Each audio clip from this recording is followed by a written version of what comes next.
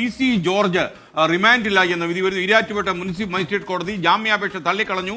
അതുകൊണ്ട് തന്നെ PC George റിമാൻഡിലായി. 14 അല്ലേ, 14 ദിവസത്തെ റിമാൻഡ് ചെയ്തു എന്നാണ് വാർത്ത വരുന്നത്. ശ്രീജിത്ത് ശ്രീകുമാരൻ ടെലിഫോണിൽ ചേരുന്നു. ശ്രീജിത്ത്, എപ്പോഴാണ് വിധി വന്നത്? ഇപ്പോൾ PC ജോർജ് നേരത്തെ കോടതി 6 മണിവരെ പോലീസ് കസ്റ്റഡിയിൽ വിട്ടിരിക്കുകയായിരുന്നു. ഇപ്പോൾ വാദം കഴിഞ്ഞ് വിധി വന്നോ?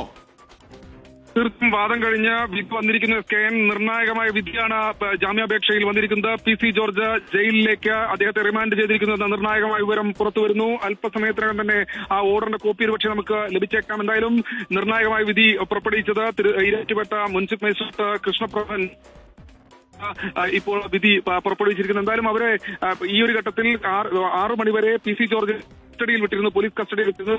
കസ്റ്റഡിയോ അല്ലെങ്കിൽ റിമാൻഡോ ആവശ്യമില്ല എന്നായിരുന്നു പ്രതിഭാഗത്തിന്റെ വാദം. എന്തായാലും ഹൈക്കോടതിയിൽ നിന്നടക്കം കർശനമായ രൂക്ഷമായ രീതിയിലുള്ള വിമർശനം ഏറ്റുവാങ്ങിയ PC ജോർജിന് ഏറ്റവും ഒടുവിൽ ഇന്ന് മുനിസിപ്പൽ മജിസ്ട്രേറ്റ് കോടതിയിൽ കീഴടങ്ങേണ്ടി വന്നു.